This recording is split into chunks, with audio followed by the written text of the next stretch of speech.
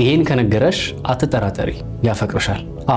አሁንም ነገራችሁ እነዚህ 6 ነገሮች ያኔ የምትዩ አጠገብሽ ያለ ወንድ የፍቅር አጋርሽ ሊሆን ይችላል።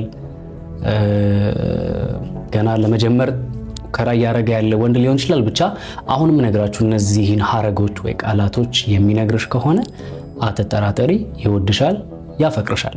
የመጀመሪያው ምን ላግዝሽ ወይ ደግሞ ምን ልርዳሽ ብሎ የሚነግርሽ ከሆነ ወይ ደግሞ የሚጠይቅሽ ከሆነ እንግዲህ ይሄ ነገር ታውቃላችሁ የትኛውም ወንድ ብቻ አይደለም ያው ሰው በመሆናችን የሆነ ሰንበዲን ሰፖርት ለማድረግ ለመርዳት የምናደርጋቸው ጥረቶች አሉ።